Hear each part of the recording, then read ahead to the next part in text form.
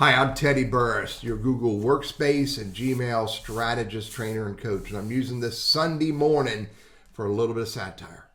And before I share with you the answer to the question being, what happens with the failed uploads that we're doing to our cloud-based services? But before I answer that question with some satire, hit that subscribe and notify button, because I create a lot of useful content on here that I think you'll get value from.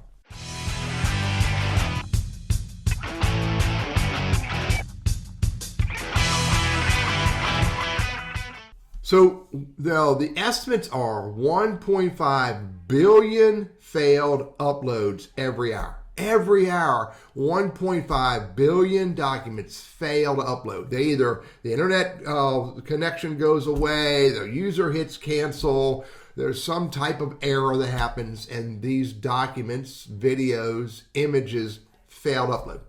So half of this content or a piece of it's up there, and it's got to go somewhere. It just doesn't sit there. So it's got to go somewhere. What happens is the cloud-based services let go of it, and it falls. It falls out of the clouds, and obviously it falls towards the earth. So where does it go? Now, if the majority of these documents are videos and images and colorful content, that's what creates rainbows. Look at this. Beautiful rainbows all over the world come from failed uploads of images and videos. And they fall in this curved space, something to do with the magnetic force of the earth and the magnetic capabilities of the colors, and that's why it shows up in a curve. It doesn't fall straight down. I don't understand the science behind all that, but that's what creates rainbows, is the debris from failed uploads of videos and images and beautiful pictures. Now, that's all well and good. We all like to see that. However, there's another side of this. If the documents that are being uploaded are text, black text on white pages, then this is what happens. And the majority of the content that people start to upload and cancel is in fact text. And that is what makes storm clouds. All of that text has to fall somewhere. And what happens is when it's falling, it collides with rain clouds. And it collides with even clouds that aren't rain yet. And that collision creates the thunder and the lightning. And then all of that black ink from those failed uploads creates the black clouds. The darker the clouds, the more failed uploads have happened in that period of time. And so we see it all the time. There's clouds out there that are not menacing, and they may be slightly dark, and that's because the number of documents that failed and during that period of time wasn't significant.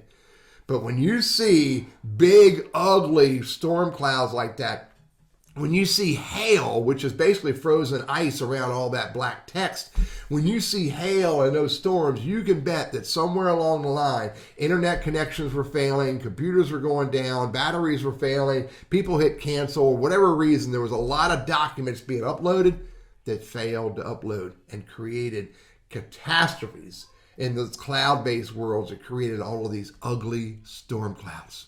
By the way, we don't see this often, but every now and then we get meteorites and even shooting stars. And often these are attributed to astrological activities, but the reality is they're not. Meteorites and shooting stars are content from large uploads that didn't happen, that failed, and that content is immediately being ejected from the clouds, and that's why it creates meteorites and these shooting stars. Again, it doesn't happen so often, that huge volume of failed uploads, but it does happen.